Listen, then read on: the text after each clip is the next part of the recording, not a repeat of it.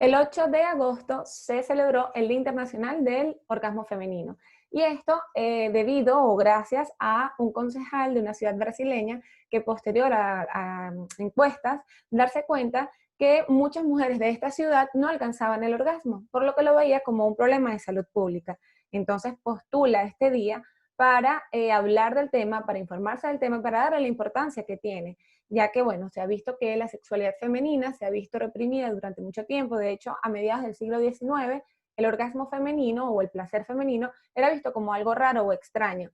De hecho, la masturbación se empleaba como método de tratamiento para la histeria. Los médicos de la época, a través de masajes en el clítoris, pues provocaban orgasmos para disminuir todos los síntomas que tenía la histeria que ellos creían o consideraban para ese momento. Entonces, bueno, el día de hoy vamos a hablar de orgasmos, tanto femenino como masculino. Yo soy Yeka Méndez, quería darle las gracias a Acuen Valera de nuevo por la invitación y bueno, como les dije, vamos a hablar de orgasmos en general y de muchos aspectos relacionados a esto. El orgasmo, me atrevería a decir que es algo tan deseado por todas las personas que somos sexualmente activas. Pero a veces se hace difícil conseguir uno. Incluso en una misma persona puede experimentar en algunos momentos de su vida dificultad para tener un orgasmo. Hay veces que una caricia en el lugar correcto, en el momento correcto, puede llevar max, ¿no? En una cuestión de segundos. Pero hay otras ocasiones en las que esto se hace complicado. Veremos entonces lo complejo que es el orgasmo. Pero primero vamos a definirlo. Varias definiciones señalan que es la descarga repentina de la tensión sexual acumulada durante el ciclo de respuesta sexual, culminación del placer sexual, culminación de la sensación variable y fugaz de placer intenso que genera un estado alterado de la conciencia, respuesta que brinda el organismo a la estimulación sexual. Personalmente lo definiría como la mayor fase de placer de la respuesta sexual humana que es percibido de manera subjetiva a nivel neurológico central, acompañado de manifestaciones periféricas variables en cuanto a su forma e intensidad. Ocurre ante la tensión sexual creciente producto de la estimulación adecuada, tanto física como psíquica. Es un breve momento de desconexión máxima. Y diría que no necesariamente es la finalización del encuentro sexual. En cuanto a estadísticas relacionadas al orgasmo, reflejan que un 41.7% de mujeres han tenido problemas o no han tenido un orgasmo y 9.2% de hombres manifiestan el mismo problema, ¿no? Que es llamado anorgasmia, haciendo referencia a aquellas personas cuyo orgasmo no es posible. Personalmente me gusta más la palabra preorgasmia o dificultad para alcanzar el orgasmo, ya que una persona que no haya tenido un orgasmo no quiere decir necesariamente que nunca en su vida vaya a tener un orgasmo.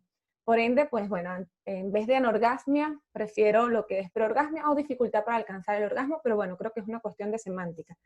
Y en cuanto a otras estadísticas, las que voy a nombrar ahora es únicamente en mujeres. Estados Unidos es la segunda disfunción sexual más frecuente, con una prevalencia del 24%. En Chile se ha informado que el 33% de las mujeres mapuche nunca han tenido un orgasmo. Un estudio en universitarias del área metropolitana de Bucaramanga, Colombia, 21% reportó haber tenido orgasmos, pero con dificultad. Un 24% no tenía experiencia orgásmica al momento de la encuesta. En Ghana, mujeres en edad reproductiva informa una prevalencia de un 71%, y a nivel mundial un 67% reporta haber fingido alguna vez un orgasmo. Bueno, para hablar de orgasmo, pues debemos hablar de la respuesta sexual humana, que es esa secuencia de fenómenos que se producen ante un estímulo erótico, ante un estímulo sexual. Dichos cambios se pueden producir en cualquier tipo de conducta y preferencia sexual. Se han desarrollado múltiples modelos para describir la respuesta sexual y esto ha ido siendo modificado a través del tiempo. El modelo más conocido quizás sea el de Master y Johnson, donde vemos que está en la fase de excitación, meseta, orgasmo y resolución, y que lo nombraban como una fase, como una fase lineal, ¿no? Que tenía como un comportamiento lineal. Luego, más adelante, Helen Kaplan introduce el deseo como fase inicial o previa a las anteriores.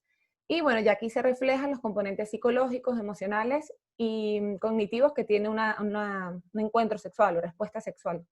Luego, Snarch plantea un modelo no lineal, sino tridimensional, donde el deseo está presente en todas las fases. Pudiera estar bien antes de las fases, como lo decía Kaplan, o aparecer durante cada una de las fases y mantenerse en ellas. Posteriormente, Basson introduce un modelo circular basado en la intimidad para ayudar a explicar la naturaleza multifactorial de la respuesta sexual femenina. Muestra que a menudo pues, no es una trayectoria lineal, sino este modelo reconoce, ¿no?, esa compleja interacción de la intimidad emocional, de los estímulos sexuales, de los factores psicológicos, de la satisfacción con la relación, que va a determinar en su conjunto en la respuesta sexual. Introduce también el concepto de neutralidad sexual y deseo responsivo, es decir, esa idea de que las mujeres pueden no estar motivadas por un deseo de manera espontánea, sino que este es el resultado de la excitación gracias al contexto de toda la relación en sí. Otros autores finalizan también la respuesta con la satisfacción. Pues el hecho de haber tenido una relación placentera es el motivo o, digamos, impone o es positivo para querer repetir este acto sexual o este encuentro. Y en este modelo del doctor Elie Alzate, donde se puede observar que las fases en sí son muy parecidas, pero explica también los planos donde se observan las diferentes respuestas. Describe las fases como apetitiva, que correspondería a esa parte del deseo sexual, una fase relacional, que es la que lleva a esa búsqueda de ese encuentro o de esa parte que nos va a excitar, una fase estimulativa, que a su vez, como vemos, esto también es un modelo circular, se relaciona e influye en las dos anteriores y puede que no haya deseo desde un principio, pero con la estimulación adecuada, este se active y luego, bueno, la fase de excitación y orgasmo. Además, incluye los planos de cada fase y vemos cómo el orgasmo se da en el plano psíquico o central, es decir, el orgasmo está en el cerebro. También vemos, bueno, el plano somático, que son todos esos cambios físicos, es lo que, bueno, notamos a simple vista, y además hace referencia al estrato sociocultural, determinantes económicos y regulación social de la sexualidad, que todo esto va a influir y va a regular nuestra sexualidad. La respuesta sexual humana, entonces, bueno, vemos que influye o implica diversos cambios en los cuerpos, tanto de hombres como mujeres, en cada una de sus fases. Sabemos que, bueno, está involucrado el sistema nervioso, tanto central como periférico, y que el sistema nervioso autónomo actúa de manera equilibrada. Es decir, tanto el sistema nervioso simpático como el parasimpático deben estar, pues, digamos, en equilibrio para que estos puedan ejercer su función de acuerdo a cada momento. El sistema nervioso parasimpático, que está presente o es el encargado de la erección y la tumescencia, esto va a estar mediado por óxido nítrico y acetilcolina, y el sistema nervioso simpático, encargado de la eyaculación y la tumescencia, que va a estar mediado por adrenalina y noradrenalina. Una manera quizá fácil, pues, de acordarse o de relacionarlo es que el sistema nervioso parasimpático, pues relacionarlo con erección, ¿no? Y bueno, vamos a hablar de lo que sucede en estas fases. Si bien estamos viendo al orgasmo como protagonista de la ponencia, no podemos hablar de este sin hablar de sus fases previas, que siempre están, ¿no? Entonces, en cuanto a la excitación, el sustrato biológico de esta fase es la vasocongestión, que estará mediada por el sistema nervioso. Cuando un estímulo resulta efectivo o positivo o, como diría, excitante, para iniciar la respuesta sexual, el sistema nervioso emite neurotransmisores a los microvasos de la región pélvica. Ese mensajero químico produce entonces la apertura de arterioles y cierre de vénulas y todo eso ocasiona esa vasocongestión. Ese congestionamiento sanguíneo provoca entonces que las estructuras genitales aumenten de tamaño, como pueden observarse en labios menores, en el clítoris, en el pene. Debido a la intensa vasocongestión referida, entonces también vamos a ver signos de excitación sexual que serán la lubricación vaginal o la erección del pene. En esta fase también las paredes vaginales se separan. Recordar que la vagina es un espacio virtual. Las paredes en relajación están colapsadas. Y en esta fase pues comienza a separarse, como podemos ver en la imagen inferior derecha. También el útero, que normalmente se recarga en la vejiga, tiende a elevarse en su posición normal, comienza a elevarse.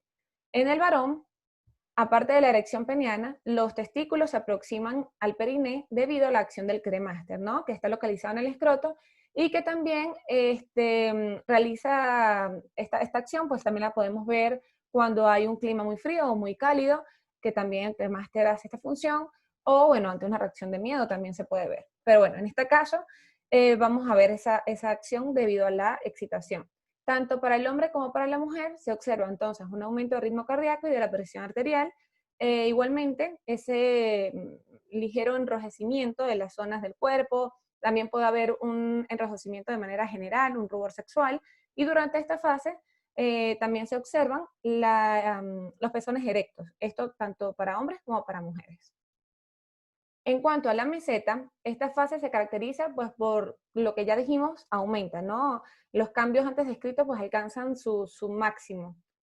En las mujeres, los labios mayores se hinchan aún más, tienden a separarse, los labios menores se vuelven aún más turgentes y adquieren coloraciones más intensas, más intensas. El pene alcanza sus máximas dimensiones en cuanto a longitud y circunferencia.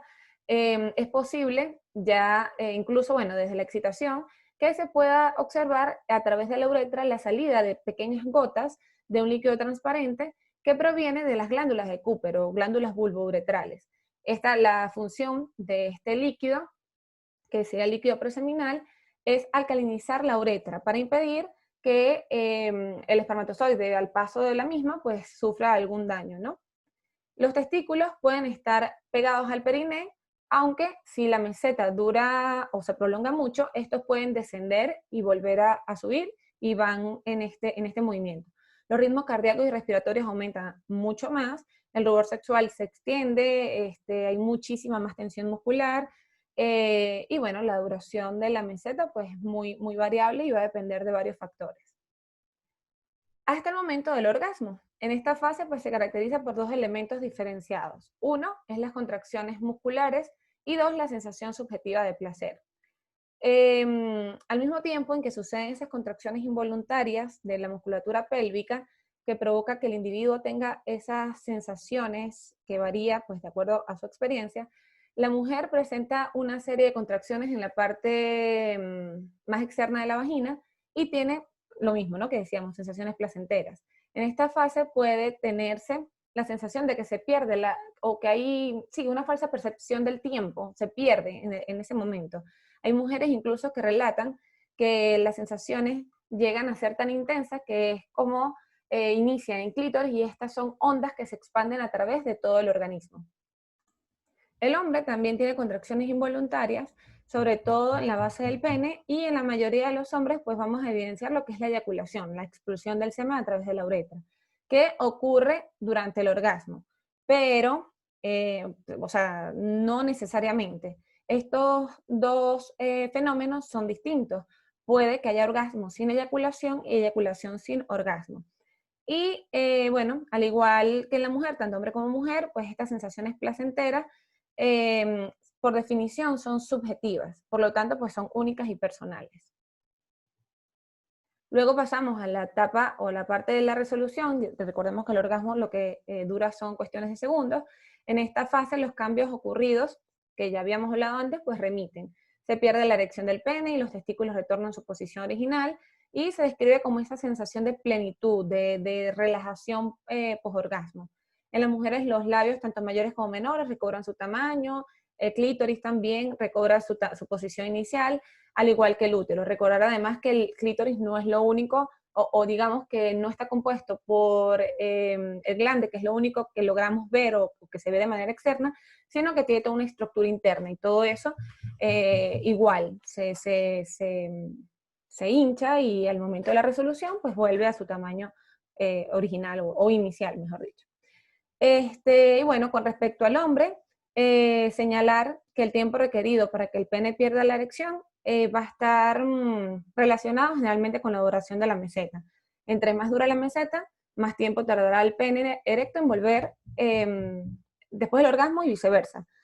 Esto no necesariamente es así en el 100% de los casos, pero pues se describe de manera general.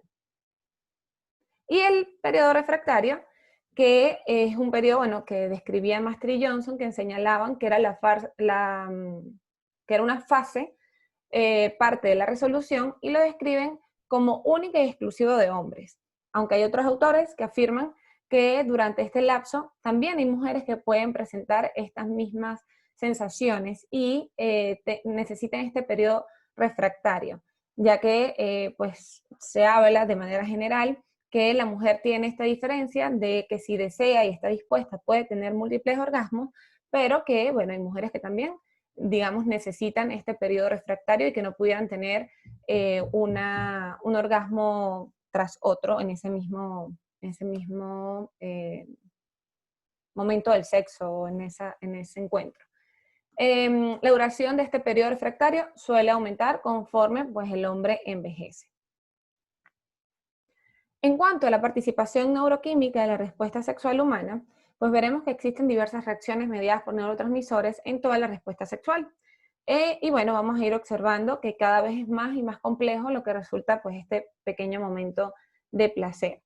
El esquema de la cascada de neurotransmisores, que es lo que estamos viendo ahora, es un diseño que permite comprender esa serie, ¿no?, de conjuntos de neurotransmisores que intervienen en la respuesta sexual humana.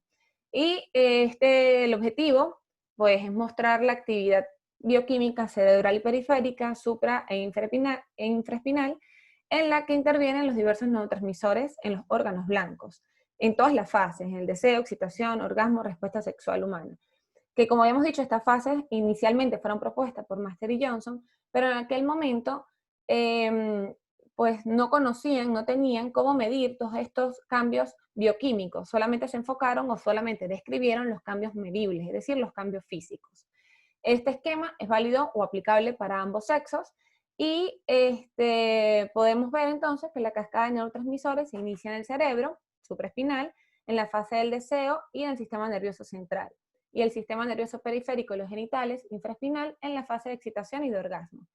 Podemos entonces ver, o mi objetivo con este esquema es observar, ¿no?, todos estos neurotransmisores que están involucrados y cómo interaccionan entre sí, que es un proceso realmente complejo. Para describir un poco más esto, pues vamos a hablar un poquito pues, de cada uno, digamos, de los más importantes. En cuanto al óxido nítrico, es el neurotransmisor conductor de toda la respuesta sexual, tanto en el eje central como periférico. Es decir, que viene siendo el motor de todo el proceso supra e infraespinal. Todos los mecanismos centrales de respuesta sexual están integrados por el óxido nítrico en consonancia con dopamina, oxitocina y testosterona. En la periferia del óxido nítrico, pues entonces, ¿cómo va a actuar?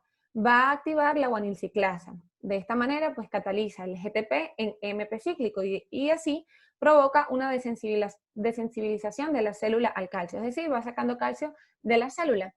Al tener menos calcio, la célula me lleva, o el fin de esto es la relajación del músculo liso. Y de esta manera aumenta el flujo vascular, lo que lleva a la erección y a la ingurgitación del clítoris. Entonces, como vemos, el óxido nítrico está presente o nos ayuda en la relajación muscular y en la erección, y además, otra de las funciones, además de facilitar todo este proceso vasodilatador, interviene en la inhibición de la roquinasa endógena del pene, que es una proteína que tiene una acción vasoconstrictora. Entonces, al inhibir esta proteína, me ayuda aún más a esa vasodilatación. En la mujer, el óxido nítrico juega un papel muy similar al del hombre, tanto en el sistema nervioso central como en la vagina y en el clítoris, donde juega pues, papeles importantes, tanto en la regulación del tono vaginal, del flujo sanguíneo, y también se describe funciones sensoriales. En cuanto a la testosterona, si bien se ha creído o se le llama incluso la hormona masculina, se ha demostrado que tanto en el hombre como en la mujer desempeña una acción central, así como periférica en el curso de la respuesta sexual humana. Este actúa en el cerebro sobre el núcleo medio preóptico, donde se concentran mayormente los receptores androgénicos. Además, el adecuado nivel de testosterona facilita la acción del óxido nítrico en los cuerpos cavernosos del pene, facilita también la acción de la dopamina e inhibe la acción de la serotonina y la prolactina, que tanto la serotonina como la prolactina son inhibidores, son inhibidores de la respuesta sexual humana. Por otra parte, inhibe la monoaminoxidasa, que es un catalizador o un degenerador de la dopamina, ayudando entonces así que la dopamina pues de su acción, o sea, esté presente. En los hombres, además, es encargada de mantener los caracteres sexuales secundarios, Y esta hormona facilita el interés sexual, tanto de hombres como de mujeres. En cuanto a los estrógenos, que por lo contrario a la testosterona, ser llamada masculina, los estrógenos pensamos que únicamente está en las mujeres, también está presente en los hombres. Se conoce la existencia de receptores estrogénicos en los cuerpos cavernosos del pene.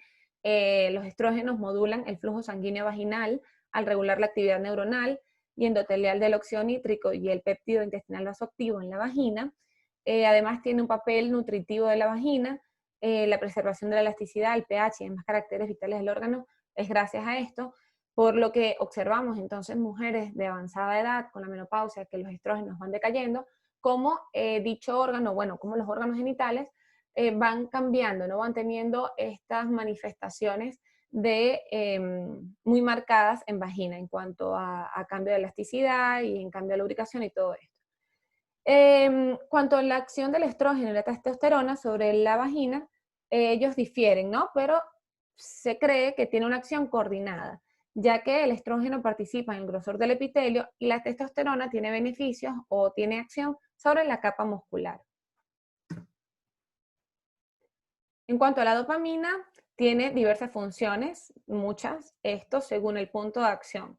Si, bueno, recordamos, cuando interviene sobre el tracto nigroestriado, que está encargado de controlar los grupos musculares responsables de los movimientos complejos de la postura, y por lo tanto, al tener una disminución de dopamina, una disminución exagerada sobre dicho sitio, pues va a ser responsable de enfermedad de Parkinson, por ejemplo, pero en el hipotálamo influye en la regulación de la liberación de prolactina, y como habíamos dicho, la prolactina era un inhibidor de la respuesta sexual.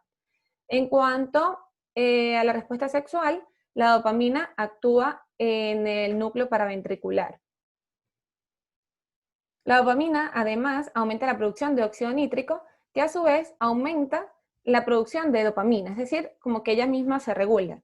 Sabemos que existen 5 subtipos de receptores dopaminérgicos y los de 2 están relacionados con la respuesta sexual.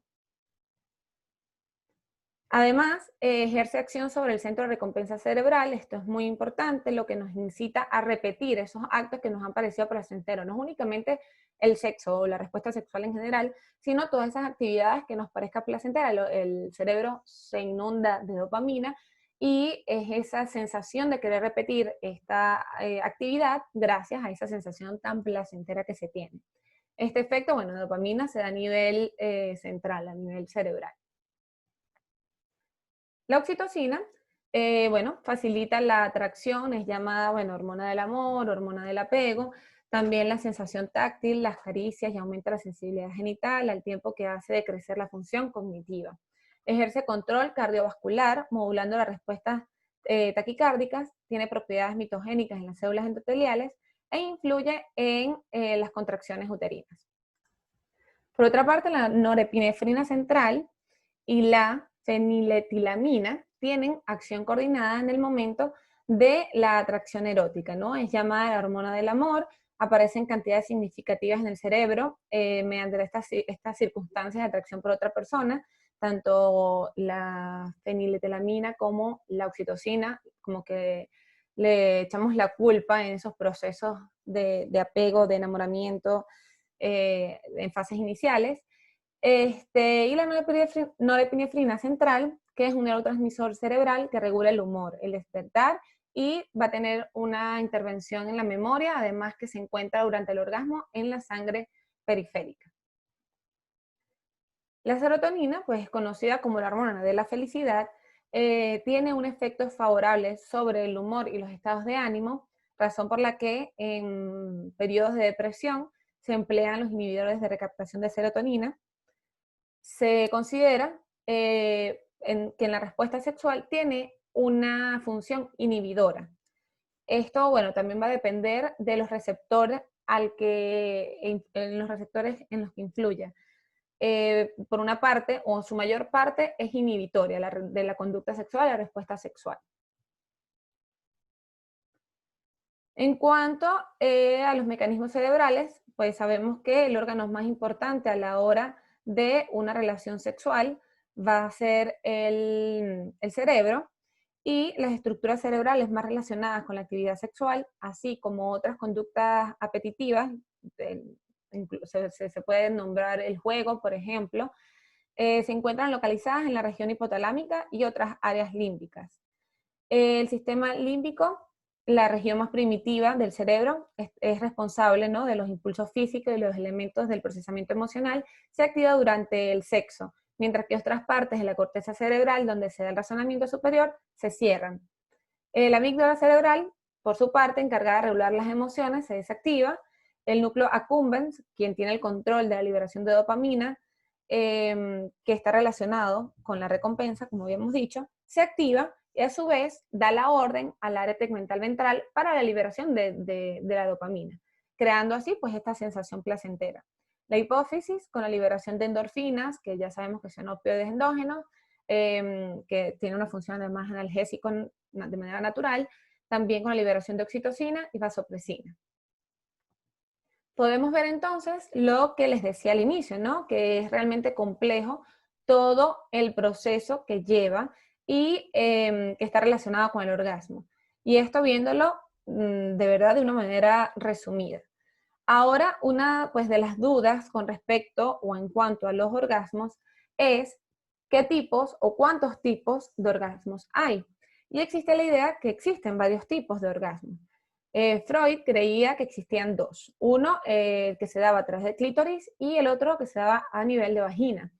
Y los designaba para mujeres maduras e inmaduras. Decía que el de clítoris era para mujeres inmaduras y neuróticas y solo las maduras alcanzaban el vaginal. Recordar que antes, bueno, la función sexual de la mujer era únicamente reproductiva, por ende, quizás esa mujer madura que ya tenía un orgasmo a través de penetración era la que iba a tener la posibilidad de tener un bebé. En cambio, la que era simplemente por estimulación del clítoris, evidentemente no. Hoy día se sabe que esto no es así, hay un solo tipo de orgasmo, y este se genera a nivel central. Aunque hay muchísimas maneras de alcanzar un orgasmo. De esto sí hay muchas. Creo, ni siquiera tengo un número. La mayoría o un gran porcentaje de mujeres expresan que la manera más fácil de alcanzar el orgasmo pues, es a través de la estimulación directa del clítoris, es decir, en glande o capuchón. Pero se puede llegar con la estimulación de cualquier parte del cuerpo que sea muy estimulable, que sea una zona altamente excitante para la persona, ¿no? Por eso es que cada quien tiene que descubrirlo. Dentro de otras preguntas frecuentes es ¿cuál es la mejor manera de alcanzar un orgasmo? Y bueno, evidentemente eso se sabe pues practicándolo, conociendo, estimulando y viendo cuál es la mejor manera que te funciona a ti, que le funcione a cada una. Probablemente lo que le funcione a una chica no le funcionará a otra y así. Dentro de los multiorgasmos o la multiorgásmica, esto pues, se refiere a la capacidad de tener varios orgasmos en un solo evento sexual y se observa con mayor frecuencia en las mujeres, aunque en los hombres describen que tienen la capacidad de tener más de un orgasmo. Pero recordemos que el periodo refractario en el hombre está muy, muy marcado. El porcentaje de mujeres multiorgásmicas es aproximadamente un 21%. Los orgasmos se pueden aprender a tener, pero con esto, pues tampoco que se vuelva una obsesión, ¿no? O sentirse menos o mal por no ser multiorgásmica. Otra de las preguntas, ¿cómo saber si tuve un orgasmo o no? Bueno, recordar que esto es una sensación subjetiva, que hay mujeres que dicen que si se tiene un orgasmo, lo sabrías. O sea, que no hay manera de que tengas un orgasmo y no te des cuenta. Pero, bueno, esto varía mucho de mujer en mujer. Hay orgasmos con intensidades tan bajas que a lo mejor no se vive como tal, ¿no? También saber qué expectativas se tiene con respecto a lo que es un orgasmo, que se cree que es esto que te lleva a la luna, a las estrellas, y de repente si no se percibe de esa manera, pues es difícil identificar que se tuvo un orgasmo o no. La recomendación acá pues sería, nada, lo mismo, practicar y practicar. En cuanto a los orgasmos fingidos, las causas para fingir un orgasmo son muchas. Habría que preguntarse el porqué de cada uno o cada una para el por qué, ¿no? Fingir estos orgasmos y si vale la pena fingirlos. Las relaciones sexuales son para disfrutarlas. Más que hacerlo y creer que se engaña a la otra persona o a la pareja, pues somos nosotros mismos los que nos estamos engañando. Y podemos pasar años fingiendo orgasmos y teniendo una vida sexual pobre. Y en cuanto a la eyaculación femenina y al squirt, que a veces se cree que es lo mismo, pero son dos fenómenos diferentes. En cuanto a la eyaculación femenina, pues estas provienen de las glándulas de Skene o glándulas parauretrales, que están ubicadas al lado de la uretra, y es expulsada por las aberturas de la misma. Es un líquido blanquecino, contiene pequeñas cantidades de fosfatasa ácida y son una cantidad muy pequeña. A veces puede pasar incluso desapercibido, además que por la lubricación en general de la vulva y de la vagina, pues no se detecta o no se percibe como tal. Y el squirt, que es expulsado por la uretra, este es transparente, es orina diluida y es de mayor cantidad, aunque no siempre es tan explosivo como se ve, por ejemplo, en el porno. Puede ser como puede ser que no. Y esta puede ser provocada. Además, importante acá, que tanto la eyaculación femenina como el squirt, que son dos fenómenos diferentes entre sí, pueden estar asociados o no al orgasmo. Es decir, la mujer puede tener orgasmo y squirt al mismo tiempo, o puede tener un squirt sin orgasmo y así, viceversa, ¿no? Y la eyaculación femenina, como les dije, incluso puede pasar desapercibido. Y bueno, como reflexiones, el orgasmo y la respuesta sexual en sí es un fenómeno bastante complejo. Nuestra sexualidad se ve influenciada por todo, por la crianza, religión, la economía, las creencias, por experiencias vividas, tanto propias como de otras personas que nos hayan compartido estas experiencias, por lo que, bueno, no sería difícil entender o pasar por algún momento de nuestras vidas por procesos donde nuestra sexualidad experimente cambios. Mantener una adecuada vida sexual es parte fundamental de nuestra salud en general. Con esto no me refiero únicamente a mantener relaciones sexuales, sino a todo lo que la sexualidad en sí pues, se refiere.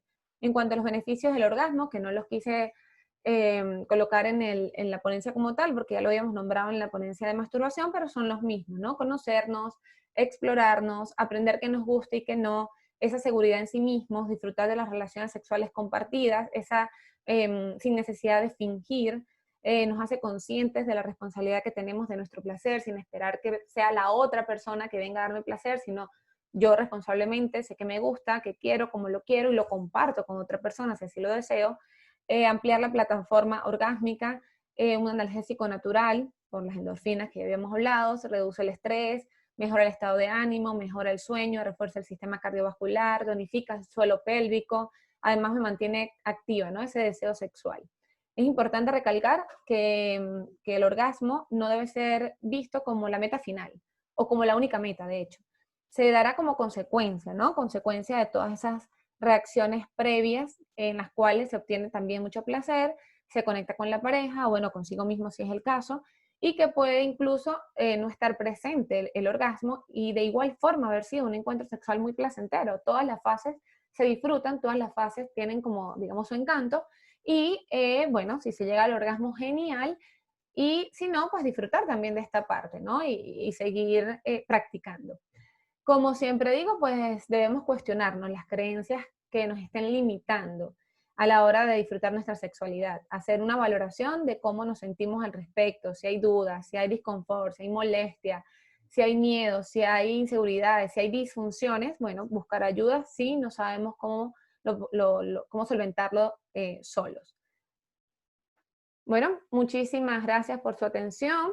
Yo quedo atenta a dudas, preguntas en relación a la ponencia, sugerencias o críticas.